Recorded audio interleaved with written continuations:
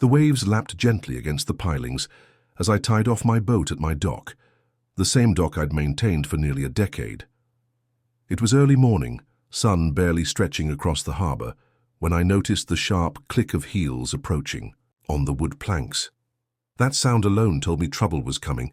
Karen, HOA president, self-appointed queen of the shoreline. She strutted down the dock with her trademark clipboard clutched like a weapon. Behind her trailed 2 board members, puffed up with self-importance, as if this were an official eviction parade. I didn't even need to look at her face to know what kind of storm she was about to bring. "Good morning," I said, evenly coiling. "My rope." Her reply was a pointed finger straight at my dock. "This structure is in violation of HOA regulations. Effective immediately, you are being evicted from this space." I stared at her, waiting for the punchline. But Karen's narrowed eyes and pursed lips told me she wasn't joking. "Evicted?" "From my own dock?" I asked, letting the disbelief hang in the air. "That's correct," she snapped. "You've exceeded the allowed mooring size. This dock is now property of the association. You have until sundown to remove your vessel, or we'll arrange to have it impounded." Her words echoed over the water, arrogant and absolute. The neighbours on shore paused their morning routines to watch. Some shook their heads, others ducked back inside, unwilling to get caught in Karen's line of fire. I could have laughed. I could have argued. Instead, I simply studied her for a long moment, letting her believe she had won. She thrived on intimidation, and right then she thought she'd landed the knockout blow. But what Karen didn't realize, what she never realized, was that I wasn't just a dock owner. My job, my authority and my reach extended much further than this patch of waterfront. So instead of answering, I turned back to my boat, calmly checking the lines. "You really want to go down this road, Karen?" I asked. She smirked. "Already have." And in that moment, as the sun climbed higher and her smug smile stretched wider, I made a decision. By the end of the day, Karen wouldn't be seizing my dock. I would be seizing hers.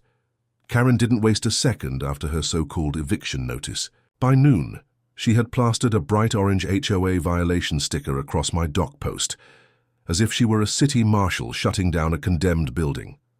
She even took pictures, clicking away with her phone, making sure every angle was documented. For the records, 2 of her board members followed her lead, whispering like gossiping teenagers. One of them muttered loud enough for me to hear, "She's finally putting him in his place. Nobody crosses Karen." The arrogance was staggering. I stayed quiet, watching them scribble down notes, watching Karen circle my dock like a vulture. She wanted a reaction, anger, shouting, begging. That was her playbook. I wasn't about to give her the satisfaction. Instead, I asked calmly, "So, Karen, since you're so intent on claiming this dock as HOA property, I assume you've registered it with the Harbour Authority?" She blinked, her pen freezing mid-scribble. "The what?" "The Harbour Authority," I repeated, folding my arms. "Every dock, mooring and vessel in this bay falls under their jurisdiction. Federal oversight, state compliance, maritime codes. The works. Without approval, this dock isn't HOA property, it's federal property. And trust me, Karen, you don't have that approval." Her face flushed crimson, but she quickly recovered, snapping her fingers at her board members. "Don't listen to him, he's bluffing. We have bylaws, our rules supersede his nonsense." The crowd on the shore was growing. Neighbors had stepped out onto their decks, pretending to sip coffee while leaning a little too far forward to catch every word. The tension was electric. Karen pointed at my boat, her voice rising. "You've got until sundown to move that vessel, or the HOA will impound it. We're not asking again." I almost laughed. Impound? She said it like she had her own fleet of tow trucks hidden behind the clubhouse. But here's the thing about Karen, she always overplayed her hand. She didn't realize that while she was busy scribbling threats on her clipboard, I'd already started the process of pulling her own violations. Because while Karen was the self-proclaimed queen of the HOA, she was also the proud owner of a luxury boat that sat just a few slips down from mine. And unlike my dock, fully permitted, inspected and compliant, her boat had more red flags than a parade. Expired registration, improper mooring paperwork, environmental hazards from leaky fuel lines I had documented months ago. And unlike her, clipboard authority, my authority carried real teeth. I let her storm off with her entourage, her voice trailing down the dock as she shouted about property values and neighborhood standards. She thought she'd won. She thought by sundown I'd be gone. But what Karen didn't realize was that by sundown, it wouldn't be my boat being removed from this harbor. It would be hers. That afternoon, the bay was unusually calm, as if the water itself was holding its breath, waiting for what came next. I sat on the edge of my dock, phone in hand, flipping through photos I'd taken over the past few weeks. Photos Karen probably thought were meaningless. To anyone else, maybe they were. But to me, as a federal harbor inspector, they were ironclad. Evidence, a close-up of the oil sheen floating around Karen's boat, a time-stamped shot of her expired registration decal, a photo of her dock ladder, corroded and unsafe, dangling just above the waterline. It was all there, ready to be filed. Dialed the direct line to harbor enforcement, not the local office but the federal division. The voice on the other end was brisk, professional. "Inspector Hayes, what do you have?" "Non-compliance and environmental violations," I said simply. "Vessel ID KRN 48, moored at Harborview Association Dock C owner, Karen Miller." There was a pause followed by the clicking of keys. "Copy that. We've had flagged reports on that vessel before. If you've got fresh documentation, we can authorize immediate seizure."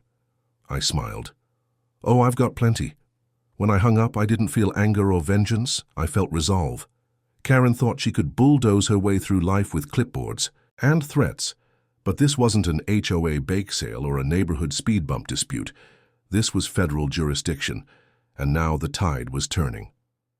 By late afternoon, the hum of diesel engines carried across the harbor. A white enforcement skiff, federal insignia painted on its hull, cut smoothly across the water. 2 officers stood at attention on board, clipboard and camera in hand. They weren't here for me. They were here for Karen. Neighbors lined their balconies, sensing the drama.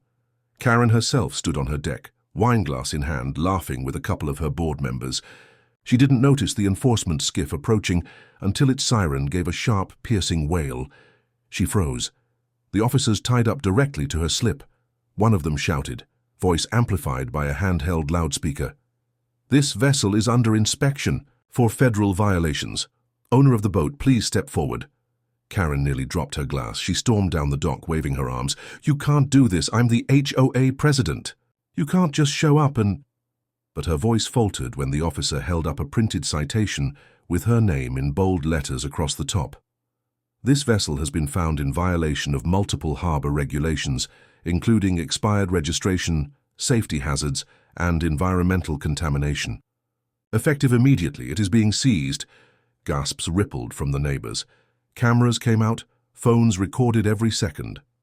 The queen of the HOA was suddenly a subject of public humiliation, caught in the very net she had tried to cast over me, and as they boarded her boat preparing to tow it away, I stayed silent, arms crossed. Karen whipped her head toward me, her eyes wide with disbelief, almost pleading. She wanted to scream, but for the first time since I'd known her, she had no words, because deep down, she realized the truth. She had tried to evict me from my own. "Doc?" But now it was her boat being taken from the harbor. Karen's shrill voice echoed across the harbor as the federal officers secured ropes to her boat. "This is illegal. You can't take my property. Do you know who I am?" The lead officer didn't even flinch. "Yes, ma'am, that's why we're here." The crowd of neighbors chuckled, whispers rippling through them like waves. Phones were out, recording every second. Some neighbors, the same ones Karen had bullied with fines and threats over mailbox paint colors or lawn ornaments, wore grins so wide it was as if years of frustration were being paid back in one single glorious moment. Karen stomped forward, blocking the officer's path. "This is harassment. I run this association. I make the rules around here." The officer calmly handed her a stack of paperwork. "Not on the water, you don't. Harbor law is federal. You're in violation, and your vessel is hereby seized until full compliance is met." Karen's face went from red to pale white. She whipped her head toward me, her finger jabbing like a weapon. You did this." I didn't move, didn't raise my voice. I simply met her glare and said, "No, Karen, you did this. You thought HOA bylaws were bigger than federal law.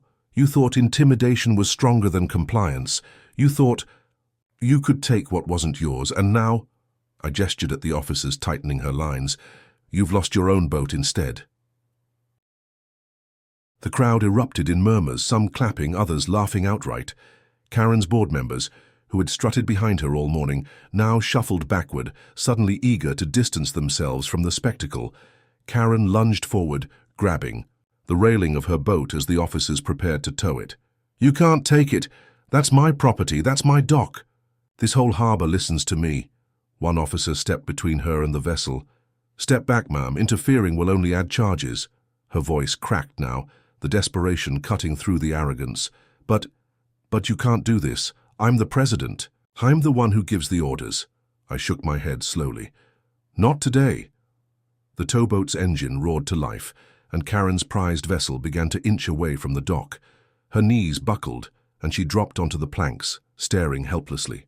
As the boat was pulled further and further from her grip, neighbors who had once feared her now whispered openly. Finally, someone put her in her place. About time. She fined me for a flower pot. Karma's real. The humiliation was complete.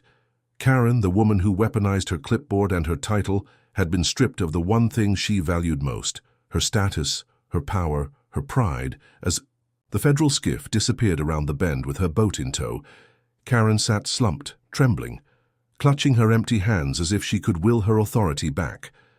But it was gone.